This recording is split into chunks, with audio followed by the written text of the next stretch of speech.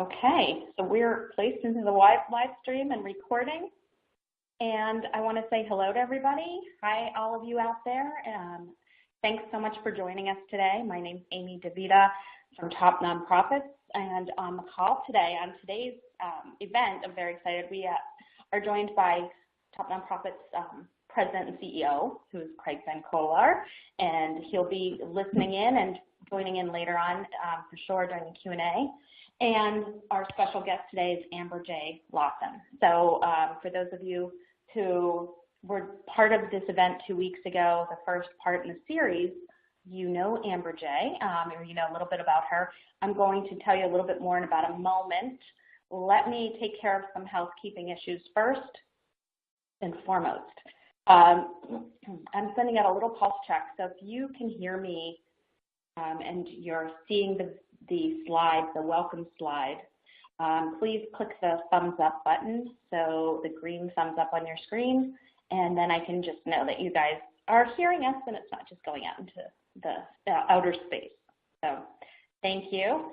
All right, so you guys are hearing us, and let me take you for a little tour around your dashboard, okay? So here's the main, in the middle, you'll see the slides that will be advanced by Amber J. And you can maximize that screen if you like, so it'll take up your whole screen. If you have any questions you'd like to submit for the Q&A period, please use the Q&A tool. It's the one with the question mark, I think, on your icon. And in the upper right-hand corner, you should find a little question mark if you need to do some troubleshooting, if you're having some technical difficulty. Generally, if you've done those little steps that are on the welcome slide, you should be able to hear this and watch the event without any problems. So I think we'll be okay. A little background, Top Nonprofits, we are a website with lots of resources for nonprofit staff, people who are trying to learn more to help advance their causes. So we really appreciate you taking time out of your day today to learn a little bit about how you can really attract more digital dollars this giving season. This is a big time of the year for you all, and it's a great way to make an impact. So very happy to share with you that Amber J. Lawson, who is the, she's the founder and CEO of Good Amplified, is here to share her pearls of wisdom and her tips and tricks on things you can do to really cultivate more giving for your, if it's Giving Tuesday or the end of the year. This is a busy time, so this is hopefully that you'll all walk away with something really useful and be able to apply it and easily. And it's perfect that I say easily, because that's her first thing, is to say that social media is easy, but you need to have a guide. So I'm so happy that Amber J. can be with us. She has extensive background in social media, social influencing, in the entertainment industry, and you can see and view all of that. There's a little widget that's the bio widget. You can click on there and get in Amber J.'s bio, and also click on any connectors if you'd like to connect with her personally.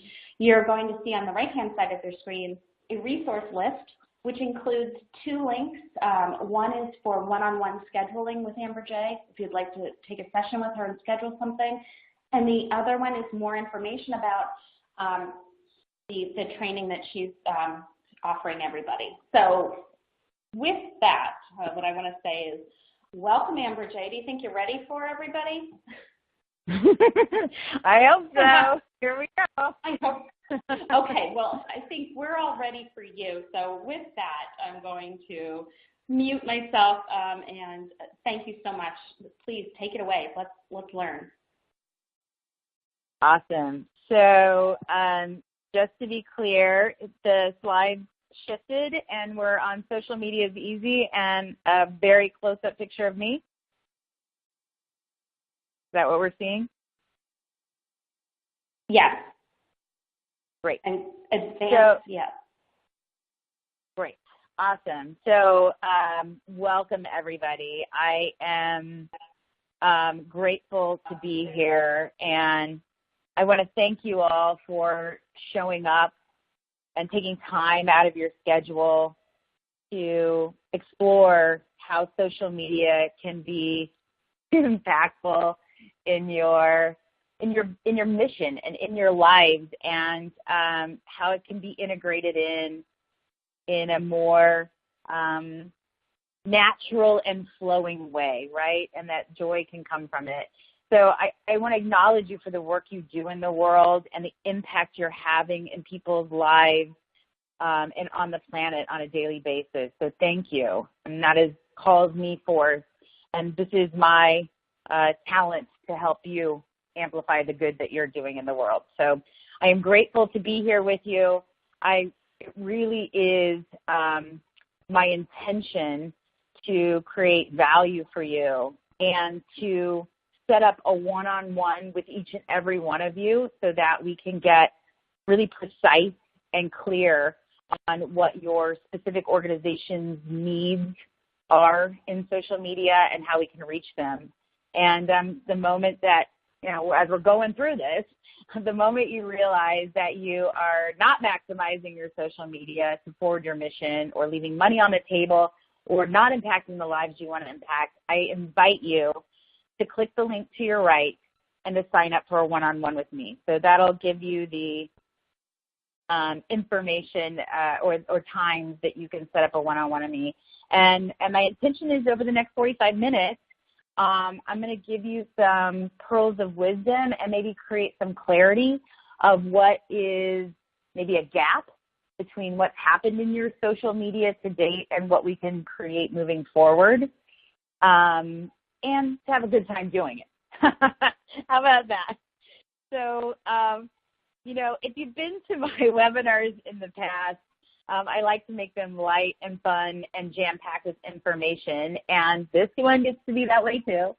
But what I really want to land for you is that my life vision is impacting lives through social media, and specifically impacting 1 billion lives by the end of the year, by the end of giving season. And so, the kind of aha moment I had was the only way I can really get there in impacting 1 billion lives is to make sure that everyone gets the magic. Everybody sees the value and gets to implement the value of social media in their mission, in their movement, in what you're creating in the world. So, the saying is, you teach a man to fish. Well, our goal is to teach a man to fish, everybody on this phone call to fish, and then to amplify that out and to teach your team to do the fishing and to amplify the impacts that you are having in the world, leveraging social media so you can amplify the lives that you are impacting. And the sooner we get you up and running, the sooner your teams get up and running, the more awareness is created and the more donations are made. And so I want to invite you, at any point during this conversation, please, click on the right. There's a link, set up an appointment with me. But also, it is a social media conversation. So feel free to share your aha moments. This is my handle at Amber J. Lawson and at Good Amplified. But also Top Nonprofits. I'm so grateful to Craig and Amy and the Top Nonprofits team for creating the space for us to have this conversation, bringing us all together. And their true goal is to make sure that you have the tools so that you can go and do this work out in the world. And so I'm grateful that they're including me in their toolkit, and that we get to walk away with some value today. And then, the hashtag of it all, I kind of proselytize this a lot. It's one thing to be posting. It's another thing to be part of a movement and the momentum of a movement. So we have the hashtag 1 billion lives, which is the movement we're starting, which we get into when we're hanging out one-on-one on the phone. So, all right, everybody, get your polling fingers ready. I'm going to ask you a couple of questions, and the poll is going to come up right here. So, do you believe social media can make a difference in your mission? Yes or no? So you see does everybody see the button there? Press yes or no and submit. And Amy, let me know if I am progressing this correctly. Sure. So I was just going to say, I'm going to give a few seconds for people to respond, and I did want to make sure that you folks can hear us okay. I have had a question come in about audio, so could let's ask you guys, let's hold off on the question if you haven't already done it. Let me send out a pulse check. And if you can hear us, if you've been able to hear us, could you please press the green thumbs up and indicate that? And certainly if you want to submit something into the Q&A saying that you can hear us okay, that would be awesome as well. Just want to make sure everybody's getting the most out of this. So I am getting positive responses. Audio is great. Okay, good. Then it probably was, every now and again, there's just a strange little error that happens, and some systems are quirky. So, okay, good. I'm so glad everybody I'm so glad they got to hear what you were saying. All right, so let's go with the first question. Yay! Earth polling question. Do you believe social media can make a difference in your mission? Please, yes or no. And I'll provide a few moments of awkward silence. Yes. Do. Survey says. I love your survey says. Yes. Says. Okay, so click yes or no and submit, and we will have those results in the next poll. Okay, so let's go to the next one. Oh. Yes! Everybody. Everybody believes social media can make a difference in their mission. Then you're at the right place. That's awesome. So I just have a follow-up question to that. So how often you believe that social media can make an impact in your mission? So my next question is, how often are you posting? Is it one time a month? Is it one time a week? One time a day? One time an hour? Are you sending me your food pictures at every meal? Like, what is your frequency? And we'll take a hot second to see where your kind of rhythm is.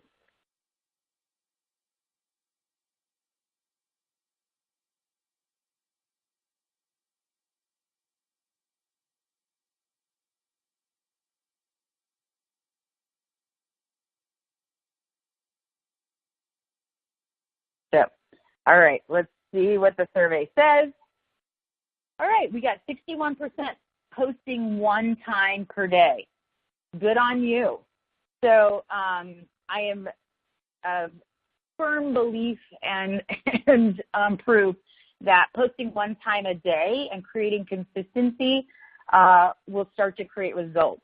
My kind of second question to that is, did it create results for you? Did it create whatever the conversion was that you were looking for?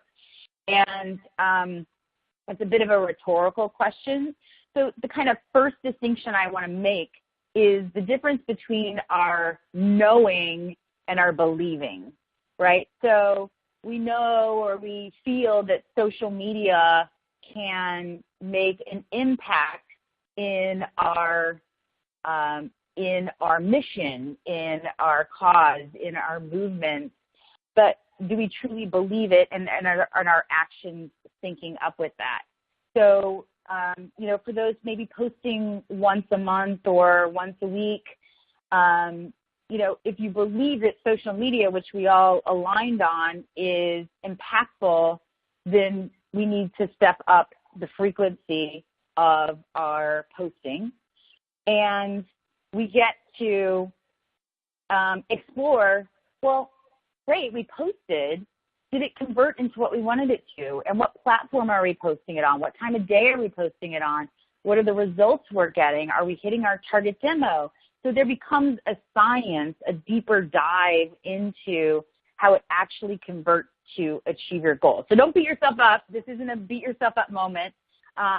This is a moment to acknowledge what's showing up and know that we're all aligned in impacting lives. So, it's kind of, I don't know if you've heard of this. I'm sure you heard this. It's not what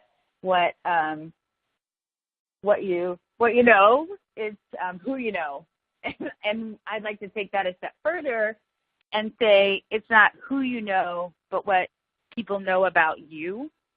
And so what are those posts saying about your organization? What do people feel when they see these posts? And what is it evoking and or creating action for them to be engaged, whether that's volunteering or sharing or donating?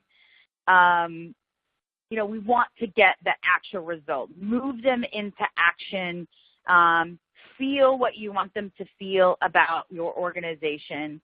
And, it's like this, right? You're trying to reach stay-at-home moms and you're posting everything on Instagram or Twitch, for that matter, and your target demo is actually on Facebook. So, creating that distinction, I'm not just throwing it out there or broadcasting, but actually focusing and being super impactful in every post that you make, and creating that value. So you see, there's a science to it. And, we're here to debunk that science, to work with you hand in hand. And, that's what we can deep dive in these one-on-ones. So, again, on the right-hand side is the opportunity to schedule a one-on-one with Amber J. And deep dive into what specifically your organization is looking to achieve, what platform that should be on. And we're gonna deep dive into that a little bit here, but then in that one-on-one we can get really specific about it. So you're like, to this point, a lot of people I run into have the experience of trying social media, right? They're like, oh, what's this? I post this, I get nothing. Why is that? And as a professional, I'm just asking those same questions. Like, what is it that you're posting? What are you trying to evoke? What is the feeling you want to create? What is the action you want to cause? And then we get granular. What is the optimal time? The interesting thing is, on Twitter, the optimal time is first thing in the morning. It's a news feed, and the post only lasts 18 minutes. Whereas in Facebook, 6 p.m. Pacific is the sweet spot. So posting at noon on Facebook is going to get lost in the ether for your audience. So it's being really impactful in the posts that you're making, and not just broadcasting. So we're looking to take a little of the confusion out here.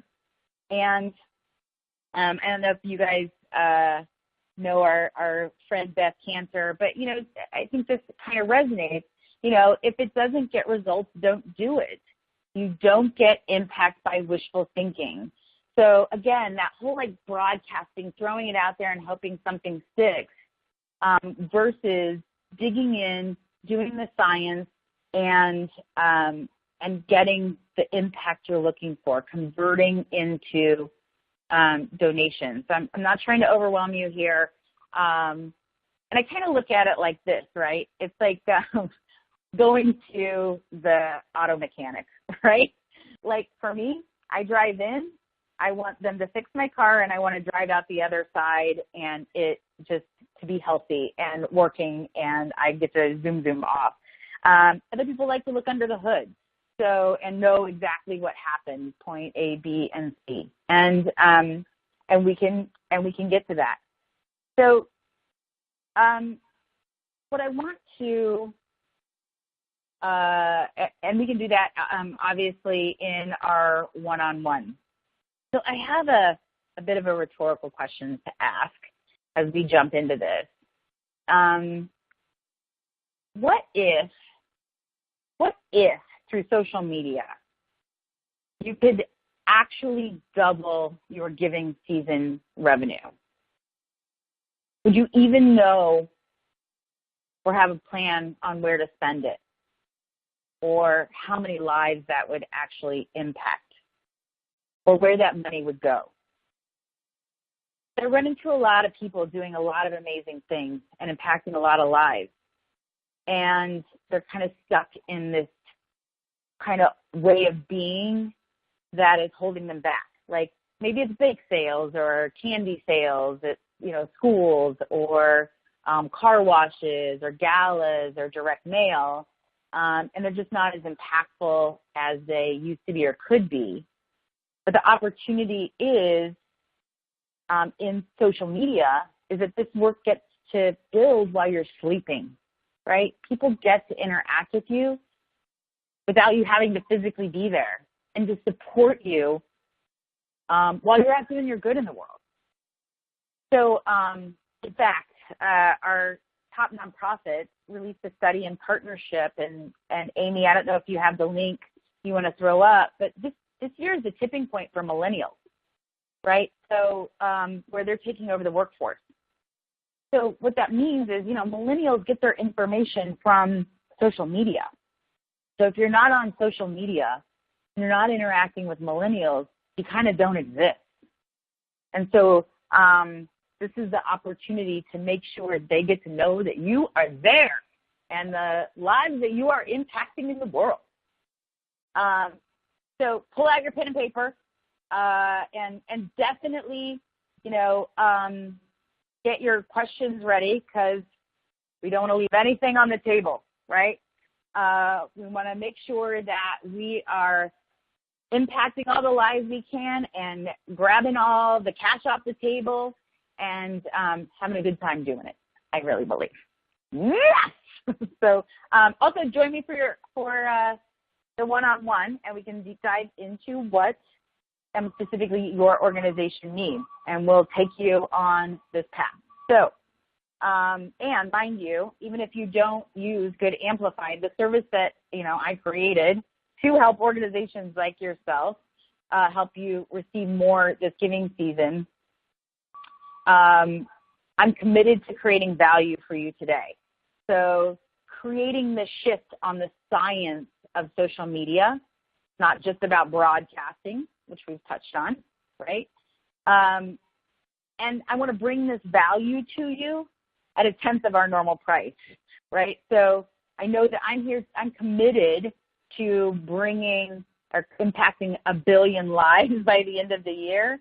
And I can't do that if people can't access it. So we have created this product, this social media product, in order that everybody gets to participate and gets to learn the science and gets to have the this social media in the DNA of your organization. This is what I am called to. This is my service on the planet. This isn't some buy this deal, whatever. It is about creating impact on the planet.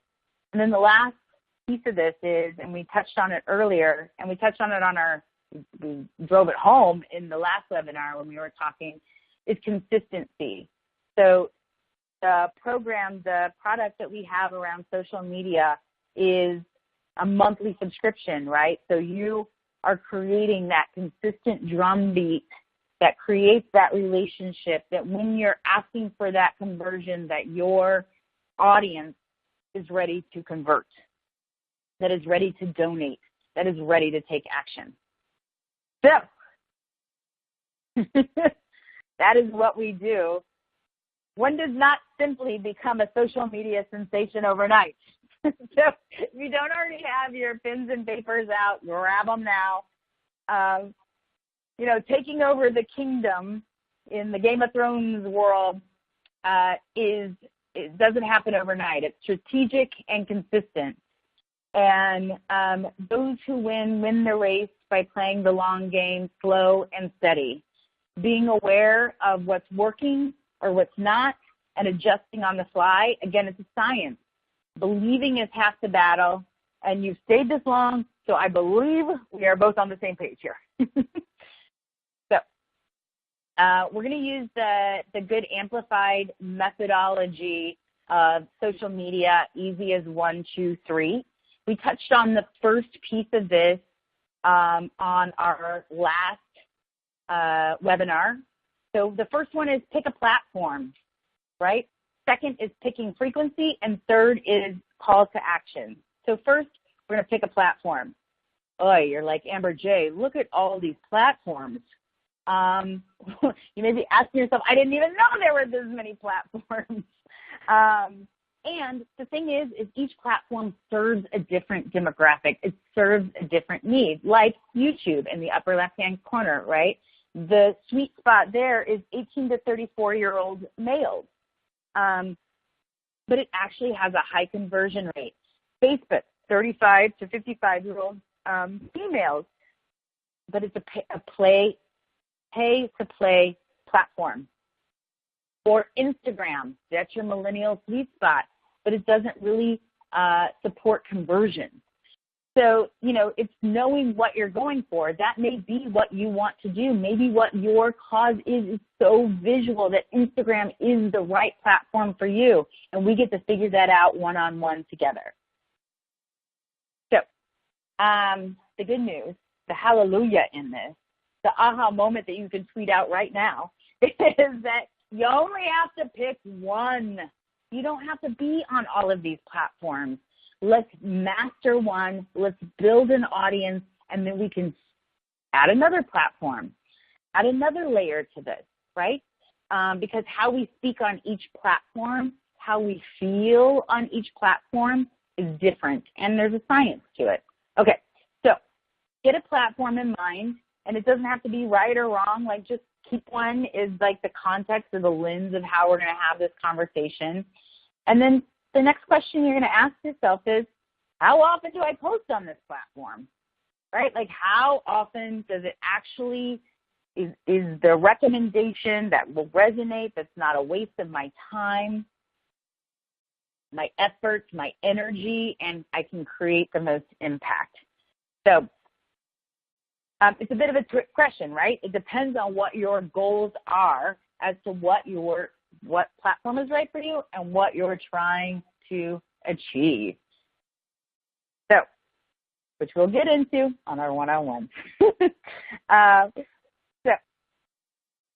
And this is just an awareness slide. So social media awareness in the U.S., I think this is interesting. As you can see, Facebook is at saturation point, which is, I don't think, like a surprise, but YouTube is not even listed in here, and that's interesting because YouTube is a social media platform that tends to get left out of this equation.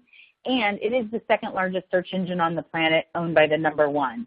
So it's something that you should think of factoring in, and it is its own ecosystem in its own right and can be very powerful. People have moved mountains off of video campaigns off their phone on YouTube. So I invite you not to leave that off the table. The first platform that we're going to do a bit of a deep dive into is Twitter. So I have 1,000 followers. Now what do I do with them, right? So here are some stats. You want to definitely, if you don't already have your notebook out, these are like little nuggets that you can take into your everyday social media ecosystem and leverage. And obviously we can talk on these in our one-on-one. Up until recently, Twitter was ruled by 140 characters. It's since expanded, but what we see is that first 140 and hashtags. That is how we locate conversations. So figuring out the hashtags that resonate and bubble up the most is how you get involved in a conversation. And the posting frequency is more than other platforms, so 3 to 5 times a day. The visibility is not restricted, so when you post on Twitter, it is out there. And I suggest the morning. Think of it as your news feed. But the thing about Twitter is the lifetime of a tweet is about 18 minutes. So it is a short lifespan that doesn't really come back around. So you are constantly needing to feed the beast, feed the mouth of the Twitter bird.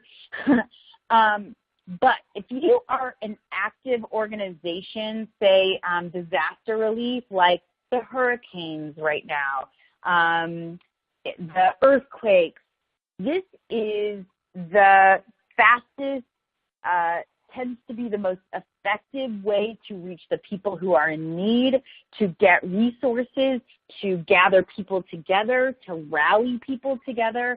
And so I think of Twitter as like the newsfeed hotline. Yes, you can use pictures and links in this, and it's super effective.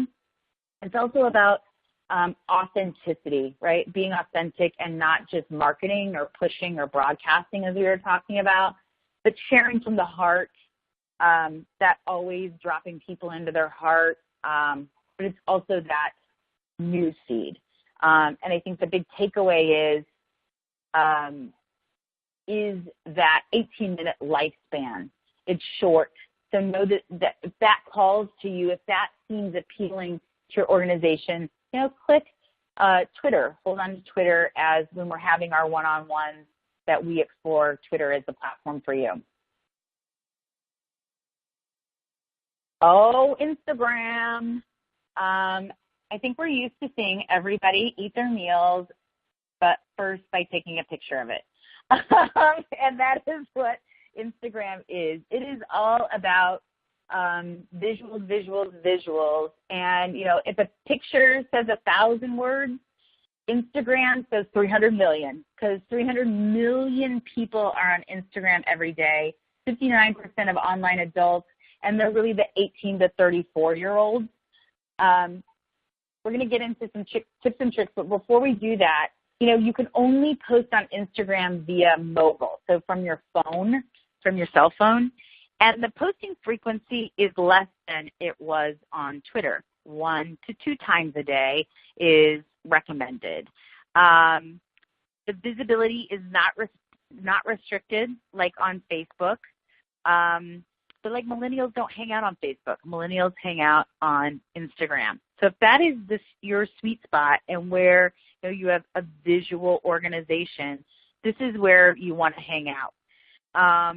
Photos, very short videos, hashtag friendly, using your hashtags again here is super important. And now you can add links in the profile, which is helping on engagement and click-through.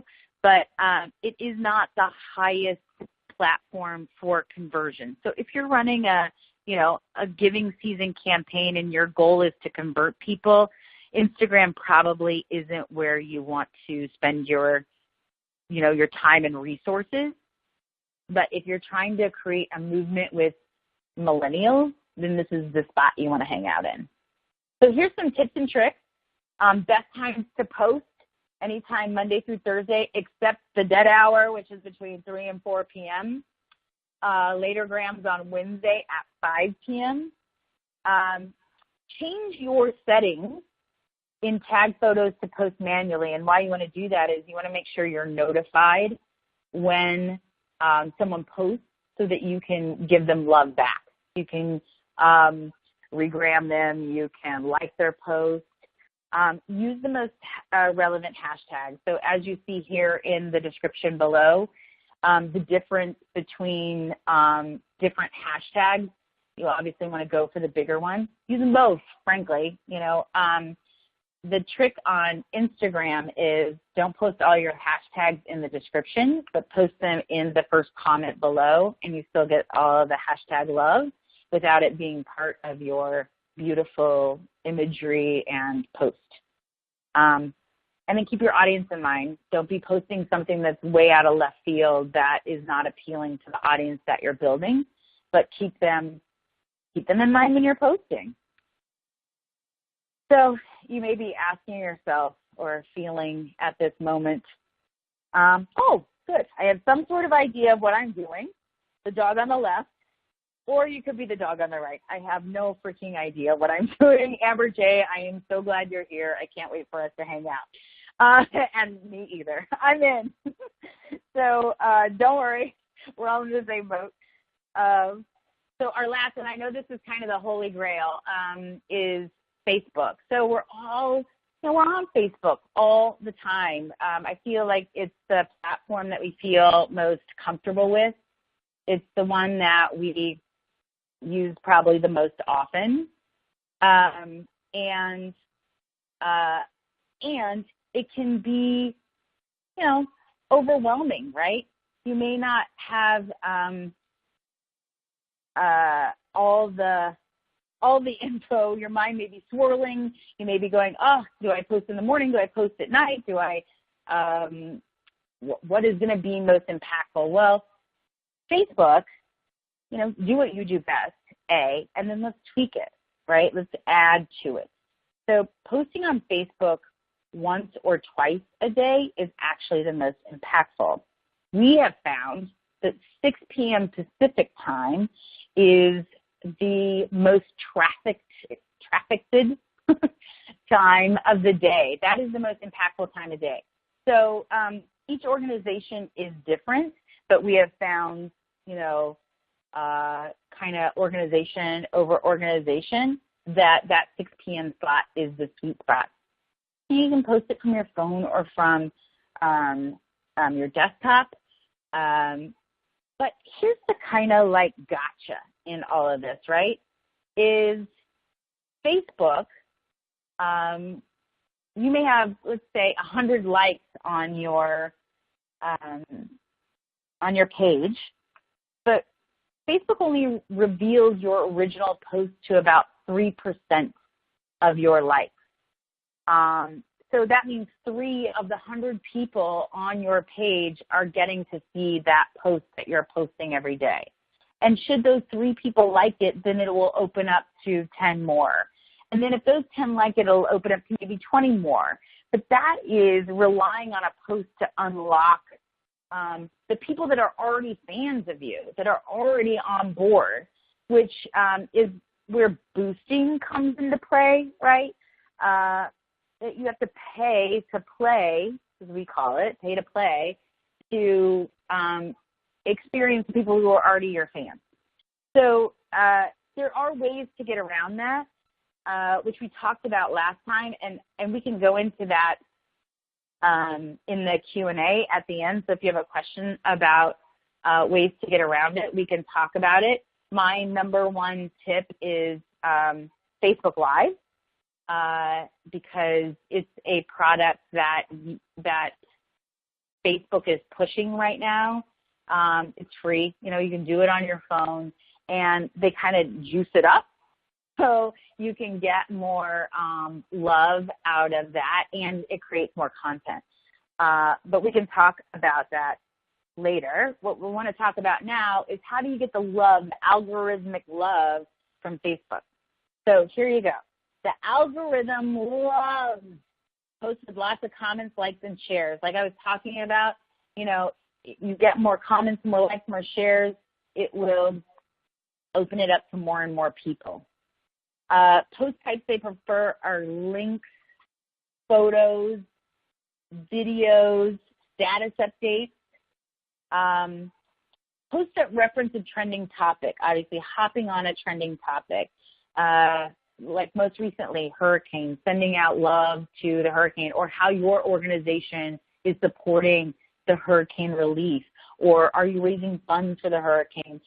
Being part of that conversation, being a leader in that conversation, giving your audience a touch point and a reference for them to take action on. Everybody wants to kind of take action when a disaster, a natural disaster happens.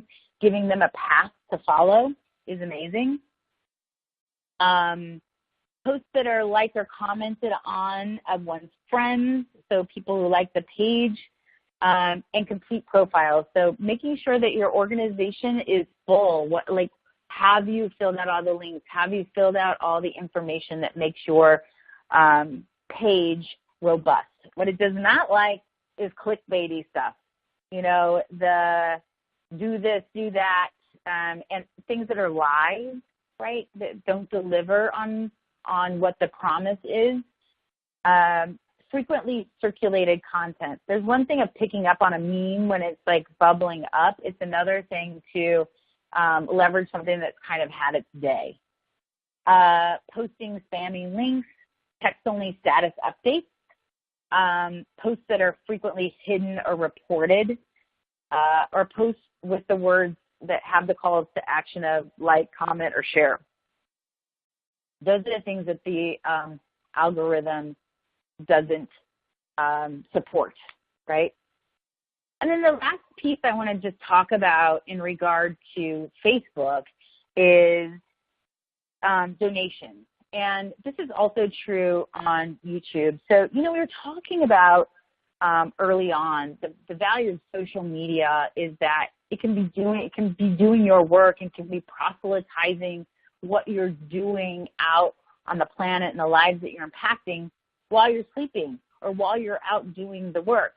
Well, that's the same with kind of these donation functions that are now available on Facebook and YouTube is civilian people, right, who are maybe supporters or whatever, donating their birthday or a special event and putting money towards what your movement is about, right? They dropping into their hearts and giving back and connecting, and really that's where the amplification comes from, right? That is the true beauty of social media, is being able to have others also share your message and be fundraising on your behalf in this on these platforms. So just a couple of notes about this. I'm sure you guys are versed in this, but really the anywhere, anytime is amazing. Adding the donate button to the Facebook Live in your live stream and creating denominations where people can kind of come in at any level. But empowering people to share their passion and raise money on your behalf. They can't help, at the end of the day, if they don't know you exist, right, then how can they support? And really at the end of the day, we're connecting human to human, and people want to support causes they care about, and they want to know about you. So our goal is to make sure that they know who you are and that they get to feel what you are about, and they get to take action on it. They get to achieve that with and for you. So this is kind of last but not least.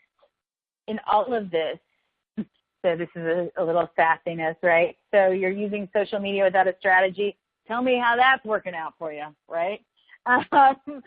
So Top Nonprofits, of course, has so many tools. And in fact, one of those tools is a scheduling tool for your social media. So you can map out your posts so that you have a schedule. Spend the, 30 minutes with us and this one-on-one. Let's schedule out what that can look like, and then go and activate it.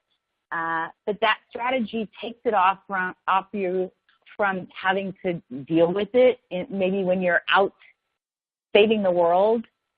When we pre-plan it and we're thoughtful and we're using the science of social media, that we can be most impactful, that we can go out knowing that we're squeezing the most out of every post that we do, that our intention is set, and that we're not leaving money on the table, and supporters and audience and family.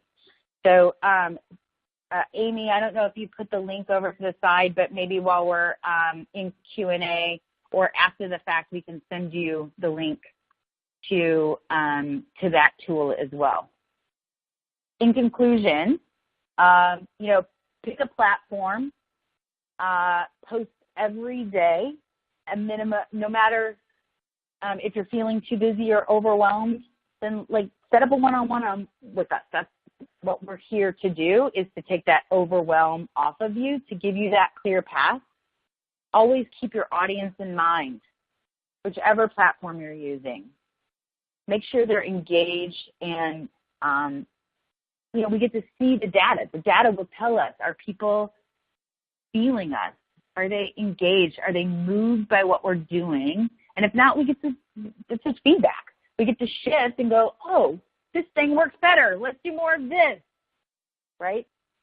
And I hope you're starting to see the depth of the possibility that we can create through social media and the impact that can have beyond that one-on-one impact that you're having on the planet and the one-on-one impact that you and I are going to have together on the phone.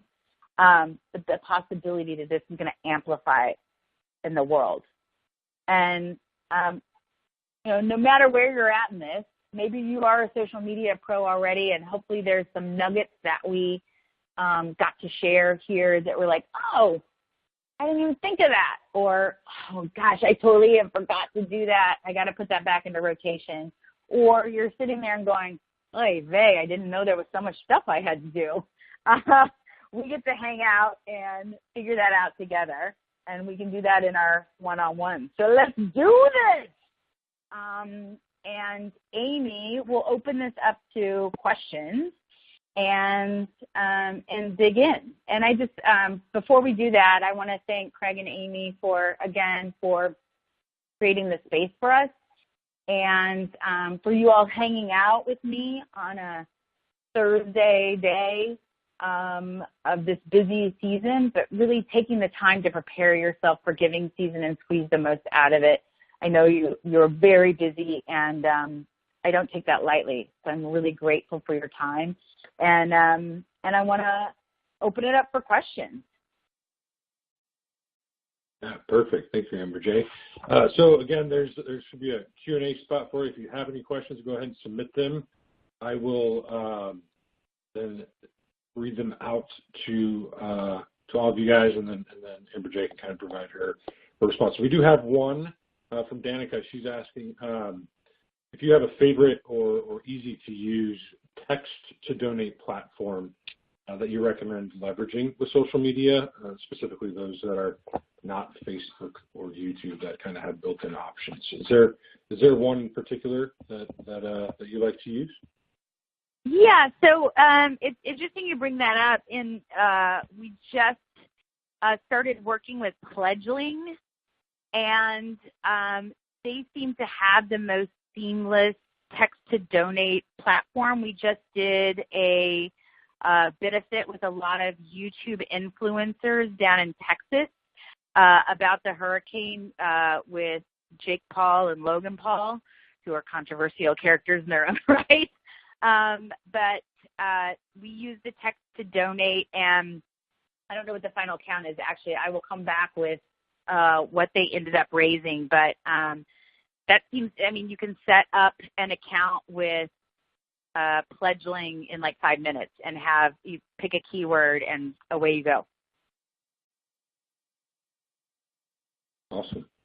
Did that answer your question? Danica, if that did not, please chime back in.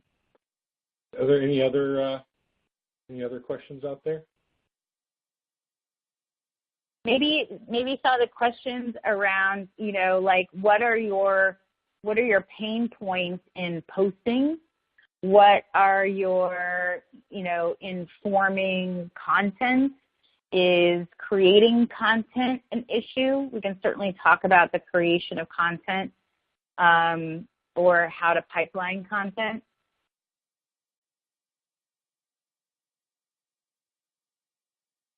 Perfect. While we're waiting for more to come in, she did confirm that answered the question, so thank you. Oh, good. Yes, thank you. Oh, good. I see.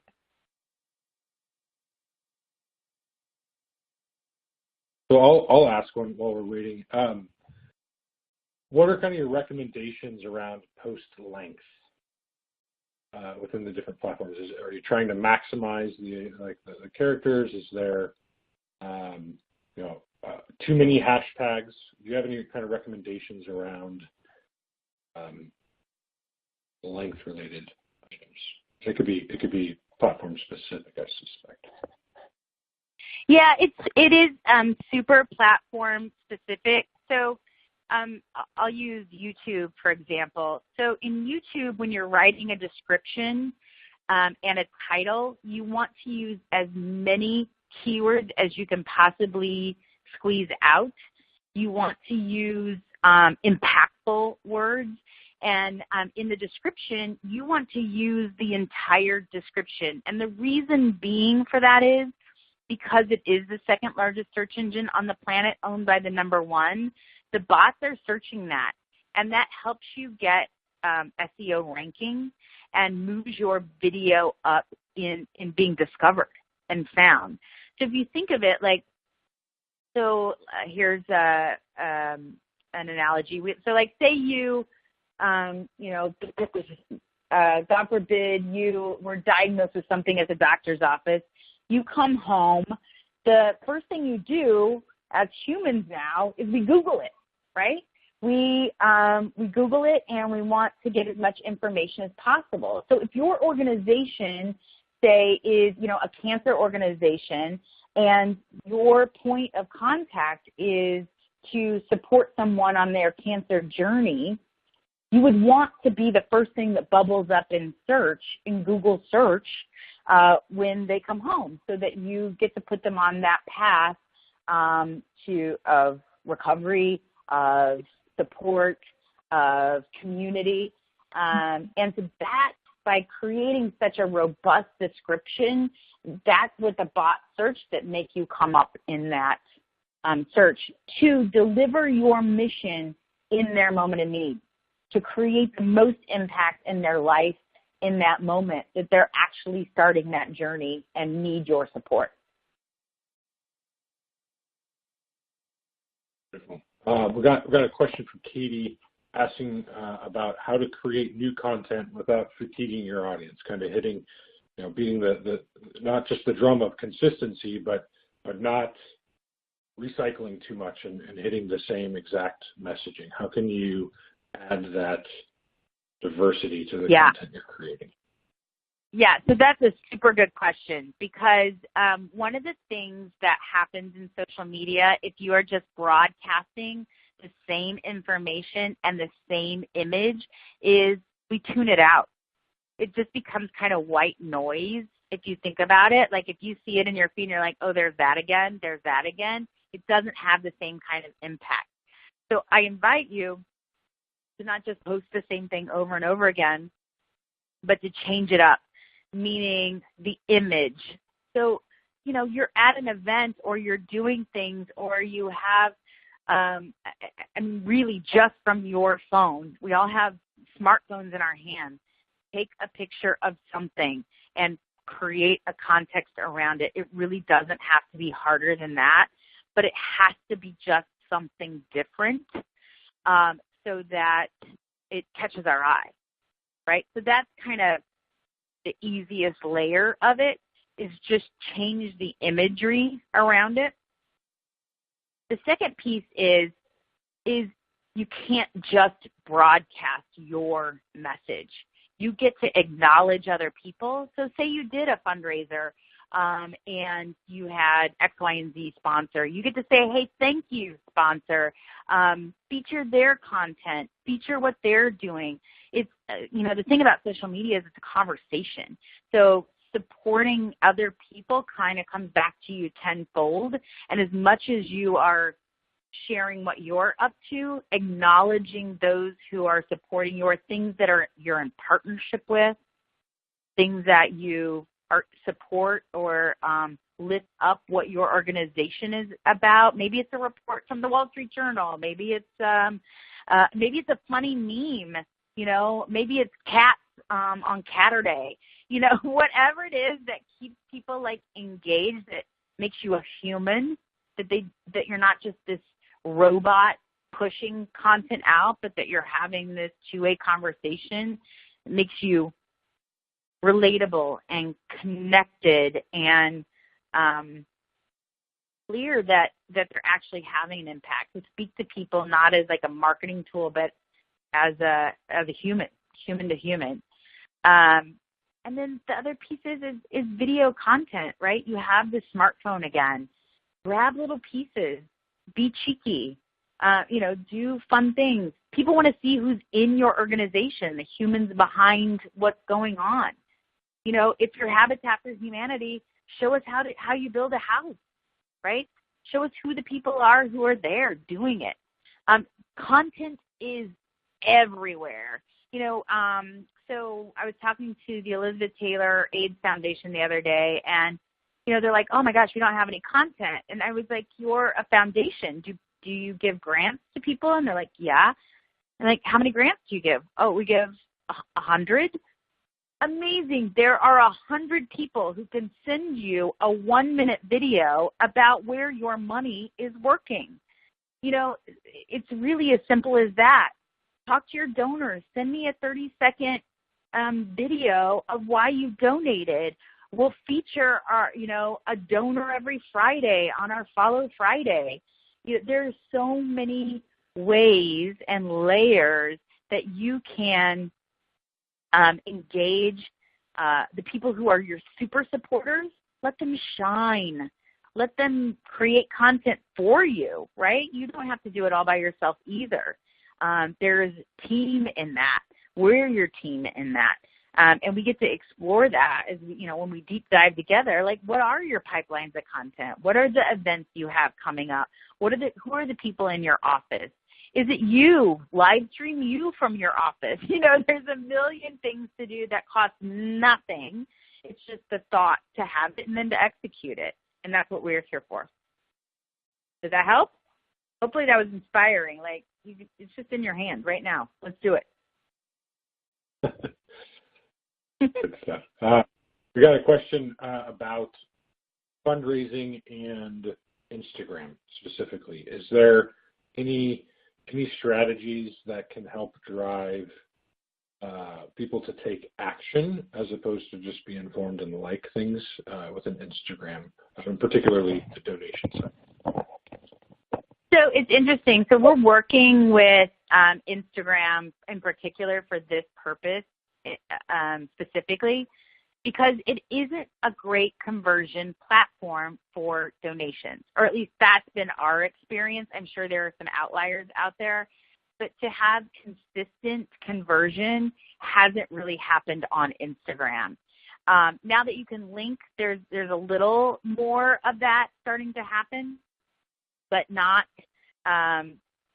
So the short answer is no, there's nothing proven or no kind of strategies on Instagram. It's more about building your audience, and then they get to go to your website, or they get to go to Facebook, somewhere else where it can be more interactive, unfortunately, so far.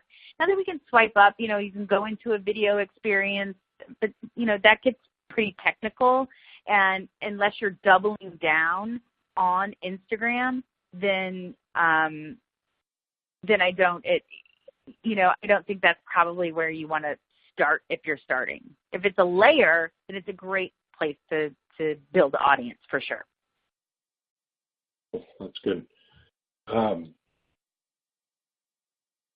What about from a volunteer or crowdfunding perspective? Do you have any suggestions on how to encourage and shine the light on individual crowdfunding initiatives as both a way to help them, that individual, raise funds, but also spreading that as an opportunity for people to participate in?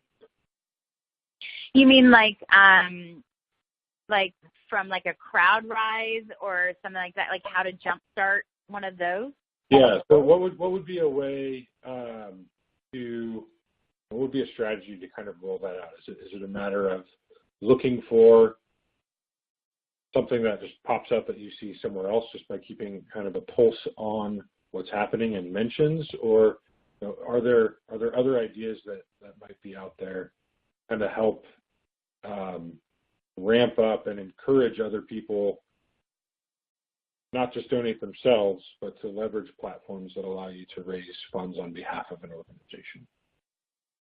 So, I have two thoughts on this that I've seen be successful. The first is in these crowdfunding scenarios, there's an algorithm that happens, and the beginning is key and the end is key. And kind of the middle part tends to be like the sag, right? But the beginning, what I've seen be successful and we've used is you stack the deck. You make sure that you have your big donor already set up to give, that creates the momentum, that creates that it's a successful campaign, and that gets the algorithm saying, oh, this is important, we need to keep it bubbled up to the top.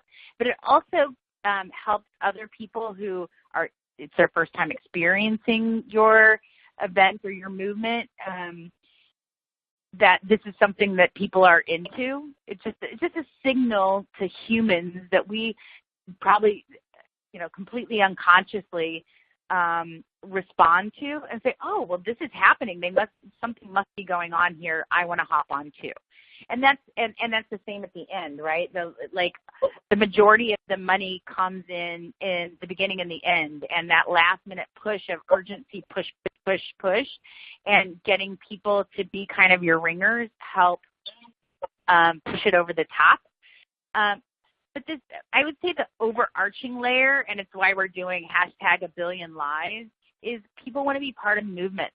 They want to be part of bigger things, right? Charity is kind of an old term and one that doesn't cause forth millennials. What does cause forth millennials is movements. And that doesn't mean your organization has to change in any way. It's just about how you position yourself out in the social media sphere is, what is the movement you're creating? How are you impacting lives? I want to be a part of that. Oh my gosh, how do I create that urgency, that want, that need, that desire to hop on board? It is about urgency. It's not like that consistent drumbeat, right? But then saying we're doing this by midnight tonight. Get on board. That people spring into action. There is that kind of tipping point where people are caused into actions, and movements tend to do that. Again, same representation, the beginning and the end, right? They want to be in the first part of it, and they want to make sure that they got it in the last. Well, good. We are at the top of the hour. We're going to stick around. We can keep answering questions. One of the things that you picked up here, right, is that there are a lot of great information that just kind of applies generally, but the best impact that you'll have is when you kind of sit down with someone that can apply the DNA of your organization, your audience, and help you kind of help customize a solution for that, right? And so if nothing else, I encourage you to meet with Amber J, talk with her. She'll share some insights that will help you. And again, obviously, if you need your services, phenomenal team, right? Love working with them. And again, if there are any other questions, Amber J and I will be hanging out for a while to ensure that they're all addressed. And we appreciate everybody's time that does need to drop. So thank you. We do have one question here. Any key strategies or rules when promoting or fundraising for specific off-mission events or topics? For example, hurricane relief versus the main annual giving type campaign. So kind of side campaigns. So doing side campaigns, can you ask the question again? Yeah, so if I could just kind of summarize it. So you've got the primary mission objectives for the organization, particularly towards the end of the year, and driving towards that. But how do you weave in time-sensitive content and opportunities to participate that are maybe not part of the primary arc and goal, but are very relevant to what's happening here and now? Got it. Okay. Got it.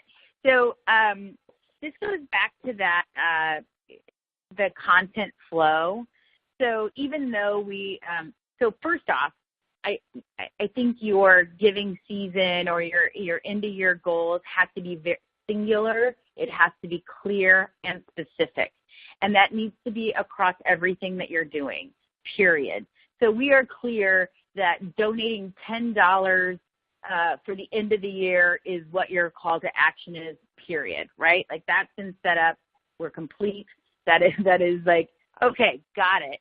And you are, you're a well-rounded human being. You're a well-rounded organization. You're not like sticking your head in the sand and not aware that there's these hurricanes happening, and we're compassionate for that. And we're doing we're supporting this organization or our sister organization, or this is how we work with Found Animals, and they are supporting the animals coming out of the shelters or animals that were caught in the hurricane. These are the 4 things that they're doing to support sister organizations, or just organizations in general that are affected and are part of the relief.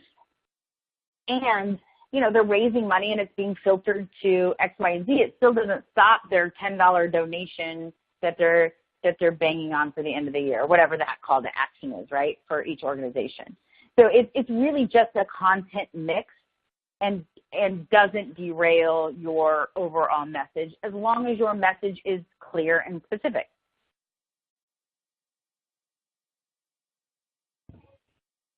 Make sense? Thank you. We got one more. Yep. Yep. Good. Let's go to Randy, asking if you've ever worked with a heritage-focused membership organization. Can you be more specific what that means?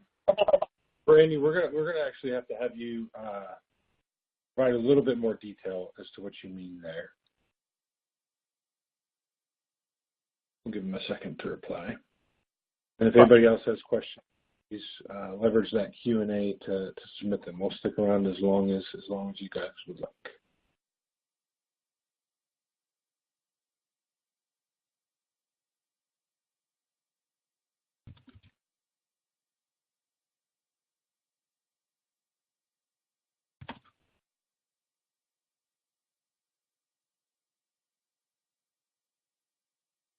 And then I would just say, if anybody else has any more questions too, we can just schedule on the right-hand side, schedule a one-on-one with us, and we can dive deep into, your specific organization too.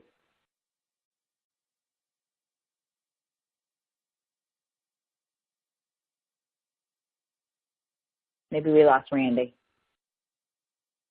Give it another second. But. Okay.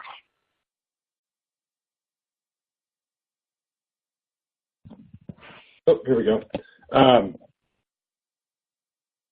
They're a 501c3 organization that's Scottish clan heritage, so it's kind of around that ancestral roots. Have you ever worked with any organizations like that?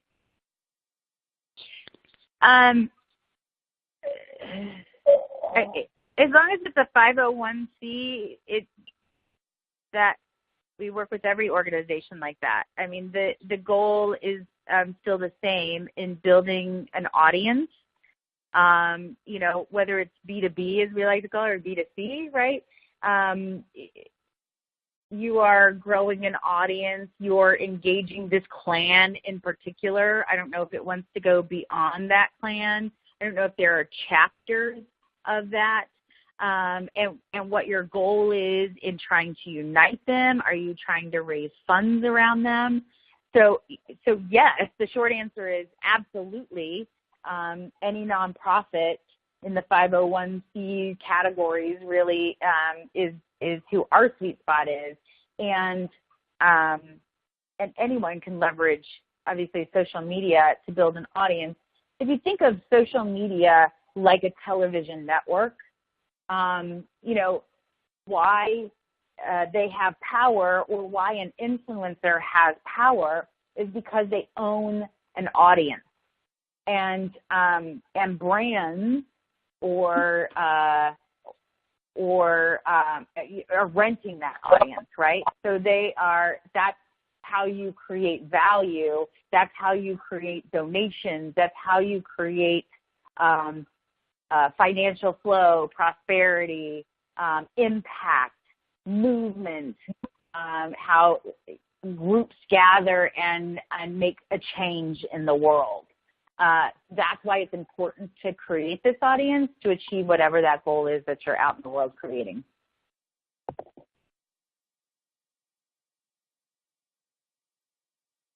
Sweet. So, any other questions? Give it another 10 seconds or so. If any more come in, we will gladly address those. And Amber J, just wanted to thank you for taking time out of your day.